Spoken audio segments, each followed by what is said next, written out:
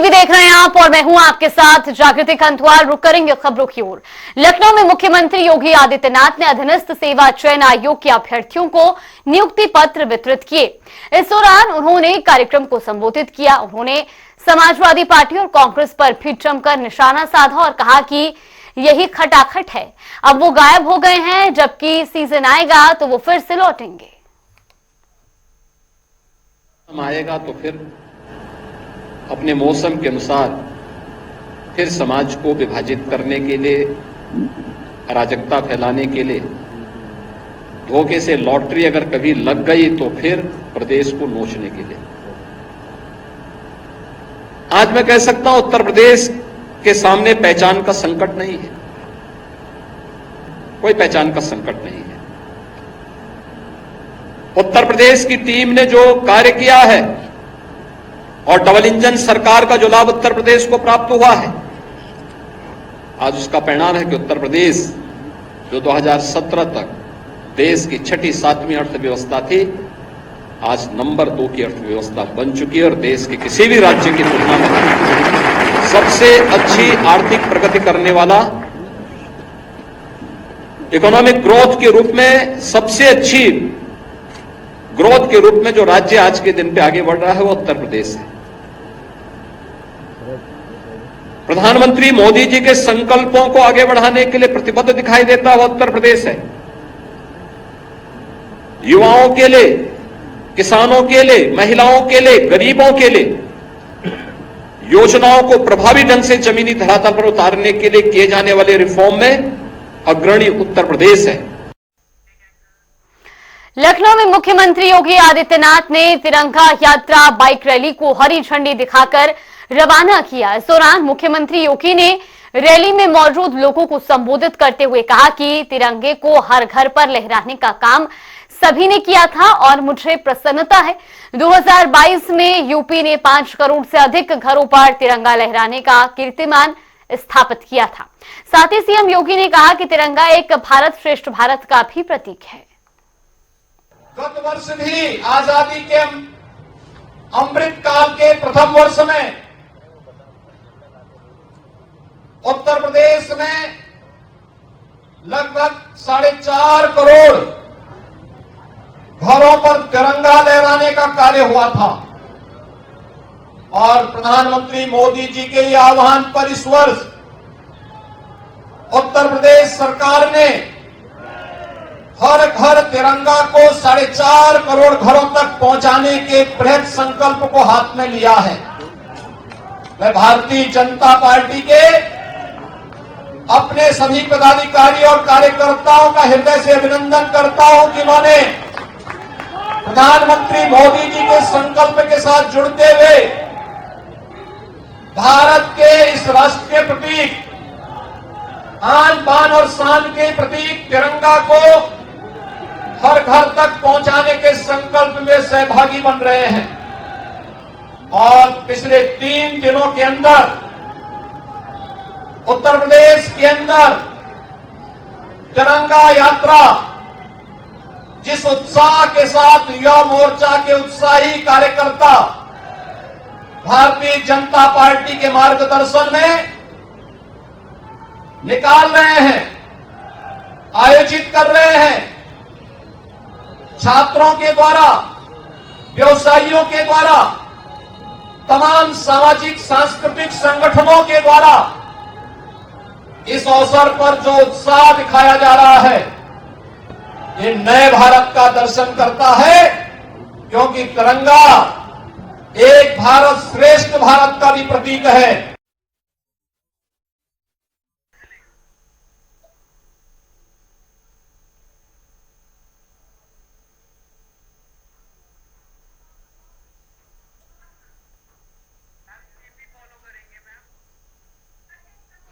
और खबरों में आगे बढ़ेंगे। उत्तर प्रदेश की 10 विधानसभा सीटों पर होने वाले उपचुनाव के लिए भारतीय जनता पार्टी, समाजवादी पार्टी और कांग्रेस, साथ ही साथ बसपा समेत सभी राजनीतिक दलों ने तैयारी तेज कर दी है।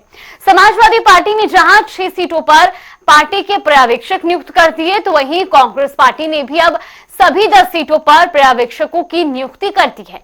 इनमें 6 कांग्रेस के सांसद हैं और बाकी सीटों पर पूर्व मंत्री और पूर्व विधायकों को जिम्मेदारी दी गई है। उत्तर प्रदेश उपचुनाव के लिए कांग्रेस ने राहुल गांधी को छोड़कर बाकी सभी 5 सांसदों को अलग अलग सीटों की जिम्मेदारी दी है। तो उत्तर प्रदेश में 10 विधानसभा सीटों पर उपचुनाव होना है। हिंडनबर्ग की रिपोर्ट को लेकर बसपा सुप्रीमो मायावती ने सोशल मीडिया प्लेटफॉर्म एक्स पर पोस्ट किया है।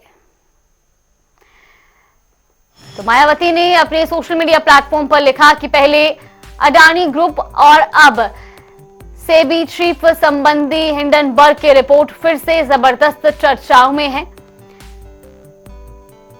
आरोप प्रत्यारोप का दौर इस हद तक जारी है कि इसे देश हित को प्रभावित करने वाला बताया जा रहा है। उन्होंने आगे लिखा कि अडानी और सेबी द्वारा सफाई देने के बावजूद मुद्दा थमने का नाम नहीं ले रहा, बल्कि उबाल पर है। ये मुद्दा अब सत्ता और विपक्ष के बाद विवाद से परे केंद्र की अपनी साख और विश्वसनीयता को भी प्रभावित कर रहा है, जबकि केंद्र सरकार को अब तक इसकी उच्च स्तरीय जांच अर्थात जेपीसी या जुडिशियल जांच जरूर बैठा देनी चाहिए थी, तो ये बेहतर होता। और कोलकाता की घटना को लेकर केजीएमयू में लगातार हड़ताल जारी है और दूसरे दिन भी हड़ताल जारी रही। मेडिकल कॉलेज की ओपीडी सेवाएं पूरी तरह से ठप हो चुकी हैं। डॉक्टर्स का कहना है कि सभी परिसर में जब तक महिला डॉक्टर की सुरक्षा सुनिश्चित नहीं हो जाती तब तक ये हड़ताल जारी रहेगी। फिलहाल इमरजेंसी सेवाएं चालू हैं। 8 अगस्त की रात कोलकाता के आरजी मेडिकल कॉलेज में एक जूनियर रेजिडेंट महिला डॉक्टर के साथ दरिंदगी और फिर उसके बाद उसकी हत्या के विरोध में पूरा देश है। लेकिन पूरे देश के प्रमुख अस्पताल के जो डॉक्टर्स हैं वो प्रोटेस्ट पर हैं, लगातार हड़ताल पर हैं। लखनऊ का ये मेडिकल कॉलेज जहां की ये तस्वीरें आप देख रहे हैं, यहाँ पर भी 2 दिन से लगातार प्रोटेस्ट चल रहा है। जो डॉक्टर्स हैं वो मांगों को लेकर और महिला डॉक्टर को इंसाफ दिलाने को मांग को लेकर सड़कों पर हैं। यहाँ पर एक बड़ी संख्या में डॉक्टर्स यहाँ पर पढ़ाई करने आते हैं और जो प्रोटेस्ट है आज उसका दूसरा दिन है। लगातार यहाँ के डॉक्टर्स प्रोटेस्ट पर हैं। आप लोग प्रोटेस्ट पर हैं, मांग क्या है? हमें चाहिए कि सीसीटीवी कैमरे लगाए जाएं और गार्ड्स हर जगह तैनात होने चाहिए। बेसिक सिक्योरिटी होनी चाहिए, जो रेसिडेंट्स है वो सेफ होने चाहिए। ये मेडिकल कॉलेज के लिए है या फिर जो कोलकाता की जो लेडी डॉक्टर थी उनके लिए क्या मांग की जा रही है? जो इंसाफ की मांग की जा रही है, सरकार कह रही है कि वहां पर गिरफ्तारियां भी की जा रही हैं, जो आरोपी था उसको पकड़ा भी गया है। देखिए, हमें पुख्ता इंसाफ चाहिए। जब आपको पता है कि आरोपी कौन है तो उस पर शिक्षा क्यों नहीं हो रही है? 10 दिन बाद केस सब भूल जाएंगे, इंसाफ तो होगा ही नहीं। आरोपी अपना बाहर आ जाएगा, पता नहीं क्या होगा उसका। तो उसका हमें पुख्ता इंसाफ चाहिए जल्द से जल्द। अच्छा, एक बड़ी समस्या है, आप लोगों के साथ भी, आप लोग महिलाएं हैं, रात में शिफ्ट होती है, कभी दिन की शिफ्ट होती है, वो रात की शिफ्ट में निकली 2 बजे के बाद इस तरह की घटना हो गई। आप लोग कुछ ऐसा सिस्टम चाहते हैं कि रात की जो शिफ्ट है उसमें किस तरह की सावधानियां बरती जाएं, या आप लोग के लिए कुछ ऐसा इंतजाम किया जाए कि रात की शिफ्ट में आने जाने के लिए किसी तरह की सिक्योरिटी को लेकर? हमें यही है कि जो मेडिकल फीमेल्स होती हैं उनके लिए इधर कोई सेपरेट रूम हो जो गार्डेड हो, जिसमें गार्ड्स हो और हमारी प्रोटेक्शन के लिए पहले से इंतजाम किया जाए। जो भी हमारे यहाँ पे जिनको भी ड्यूटी लगती है, नाइट ड्यूटी लगती है, उनकी सेफ्टी इंश्योर की जाए। तो वही मांगे हमने यहाँ रखी हुई हैं।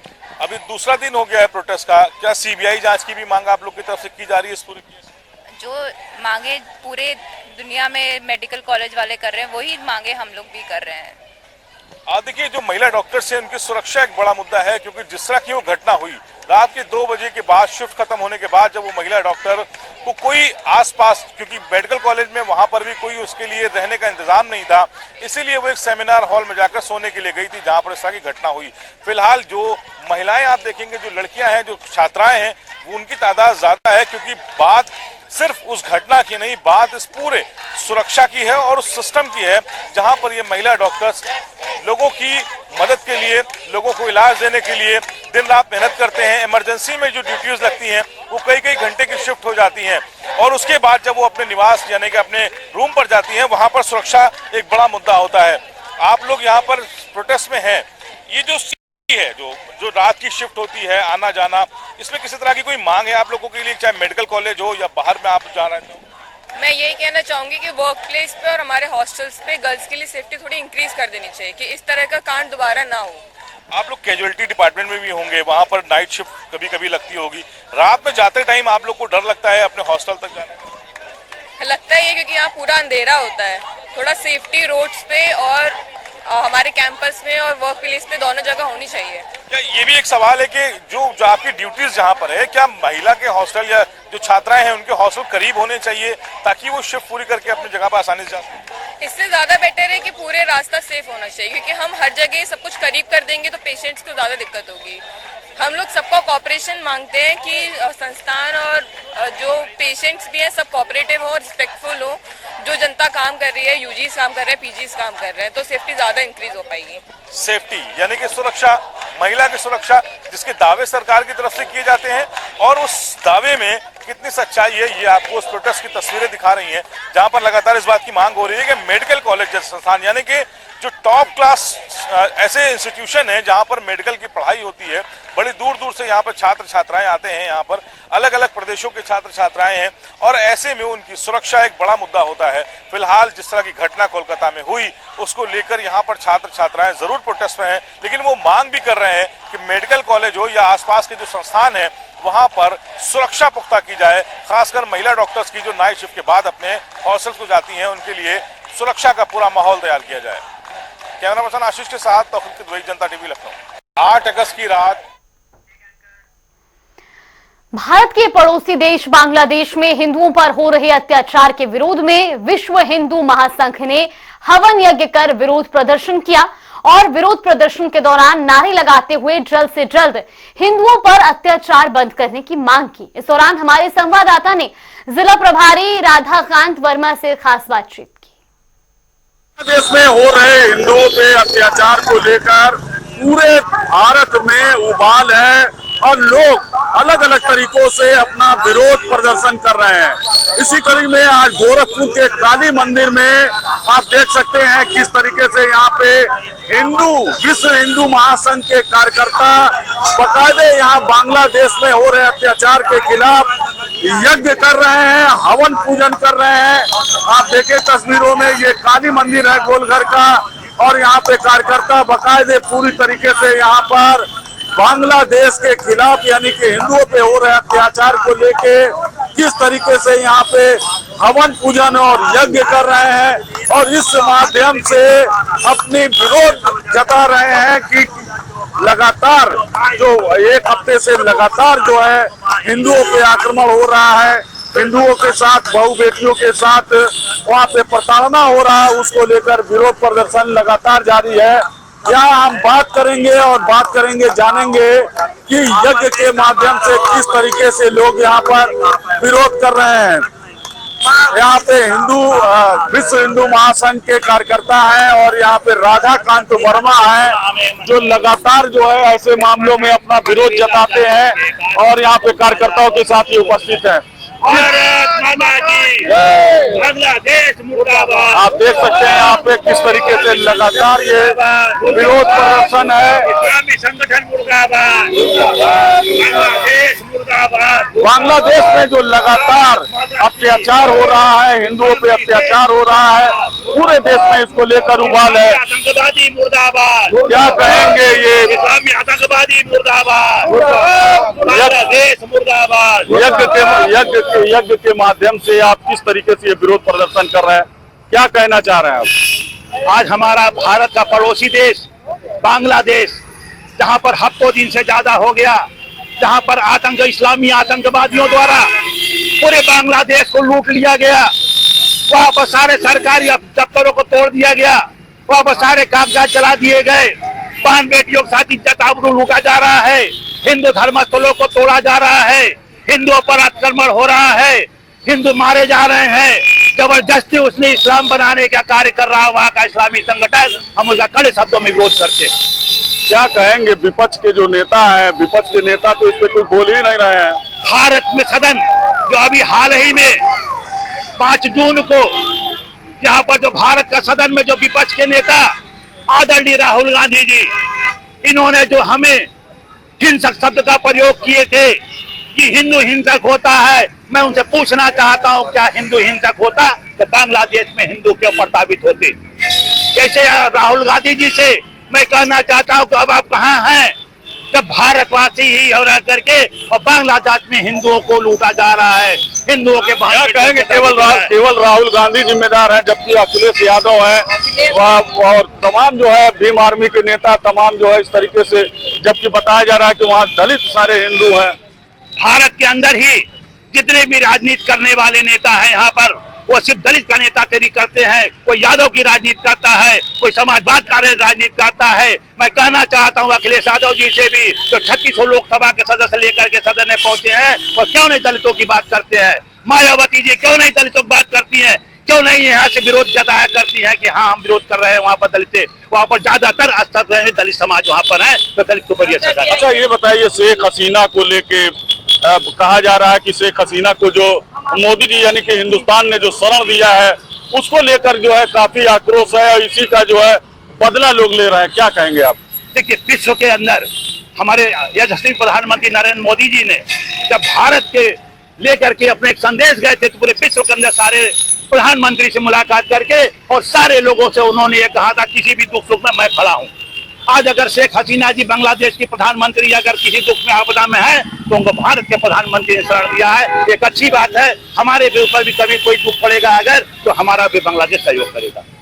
तो आपने देखा किस तरीके से यहाँ पे लगातार विरोध प्रदर्शन हो रहा है, और यज्ञ के माध्यम से यहाँ पे अपना विरोध विश्व हिंदू महासंघ के कार्यकर्ता जता रहे हैं, और ये मांग कर रहे हैं कि जल्द से जल्द जो हिंदुओं पे प्रताड़ना हो रहा है, वही बहु बेटियों के साथ गलत हो रहा है, उस पर जल्द से जल्द जो है उस पर रोक लगाई जाए। सुभाष गुप्ता, जनता टीवी, गोरखपुर। इस बार उत्तर प्रदेश सरकार ने 4.75 करोड़ से अधिक तिरंगे फहराने का लक्ष्य रखा है, जिसको लेकर जगह जगह कई कार्यक्रम भी आयोजित किए जा रहे हैं, और हर घर तिरंगा अभियान के तहत तिरंगा यात्रा निकाली जा रही है, जिसकी अब कई सारी तस्वीरें भी सामने आई हैं। ये 4 तस्वीरें फिरोजाबाद, लखीमपुर खीरी, बहराइच और जालौन की आपको दिखा रहे, जहां हर घर तिरंगा यात्रा के तहत जगह जगह तिरंगा फहराने का लक्ष्य रखा गया है और तिरंगा फहराया जा रहा है। खासतौर पर आपको बता दें कि इस बार एक लक्ष्य रखा गया है कि 4.75 करोड़ से अधिक तिरंगे इस बार फहराए जाएंगे 15 अगस्त तक, और इसी कड़ी में ये कवायद प्रदेश के अलग अलग जिलों में की जा रही है। ये तस्वीरें भी टीवी स्क्रीन पर। तो हर घर तिरंगा अभियान के तहत ये तिरंगा यात्रा निकाली जा रही है। बाइक के जरिए इन रैलियों का आगाज किया जा रहा है, और ये तस्वीरें भी आपको दिखा रही हैं। फिरोजाबाद, लखीमपुर खीरी, बहराइच और जालौन की भी 4 तस्वीरें हैं, जो तिरंगा यात्रा को लेकर किस तरह से प्रशासन और आम जनता की ओर से कोशिशें की जा रही हैं उनको दर्शाती हुई।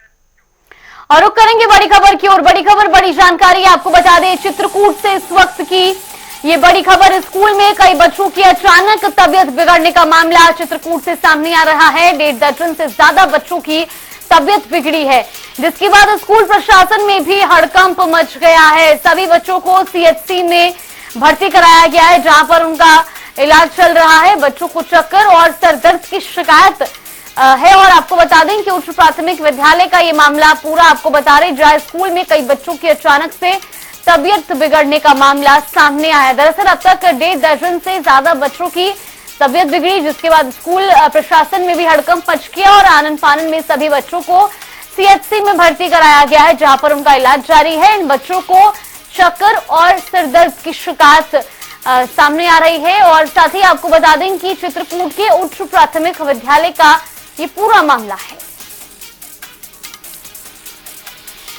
तो चित्रकूट से ये बड़ी खबर, बड़ी जानकारी आपको बता रही, जहां अचानक से स्कूल में बच्चों की तबीयत बिगड़ने का मामला सामने आया, जिसके बाद उन सभी को सीएचसी अस्पताल में भर्ती करवाया गया है। दरअसल इन बच्चों को चक्कर और सर में दर्द की शिकायत है, जिसके बाद इनका इलाज जारी है।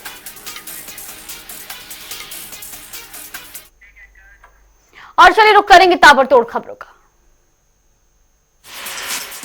चंदौली में पुलिस को मिली बड़ी सफलता। चेकिंग के दौरान अवैध गांजा तस्कर गिरफ्तार, भारी मात्रा में गांजा बरामद।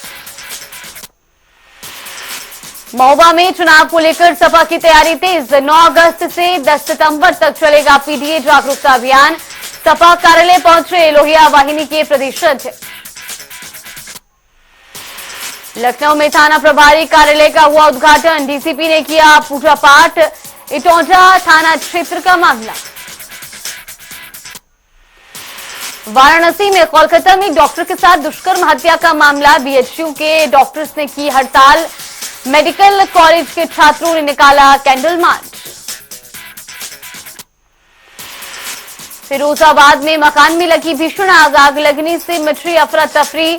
फायर ब्रिगेड ने आग पर पाया काबू। शॉर्ट सर्किट बताया जा रहा कारण।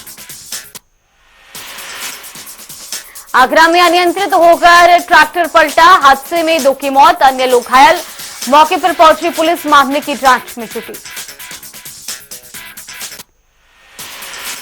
प्रतापगढ़ में दारोगा को घेरकर ग्रामीणों ने किया हंगामा। दारोगा पर मारपीट और अभद्रता का लगा आरोप। वीडियो सोशल मीडिया पर वायरल।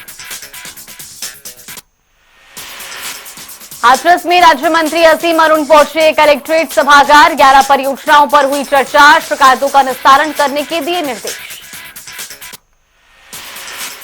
पीलीभीत में संदिग्ध अवस्था में मिला विवाहिता का शव। घरेलू विवाद के चलते की खुदकुशी। ससुराल जनों पर दहेज प्रताड़ना का लगा आरोप। रायबरेली में डायरिया का प्रकोप जारी। दर्जनों परिवार डायरिया की चपेट में आए। स्वास्थ्य विभाग की टीम उचित इलाज में जुटी।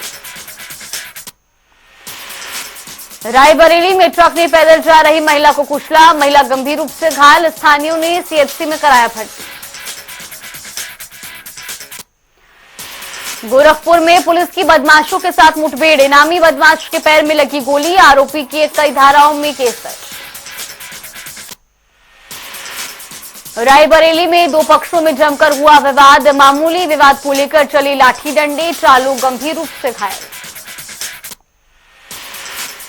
रायबरेली में बारिश के चलते बिजली के खंभे झुके। बिजली विभाग पर लापरवाही का आरोप। ग्रामीणों ने जताई नाराजगी। लखनऊ में कोलकाता में डॉक्टर के साथ दरिंदगी।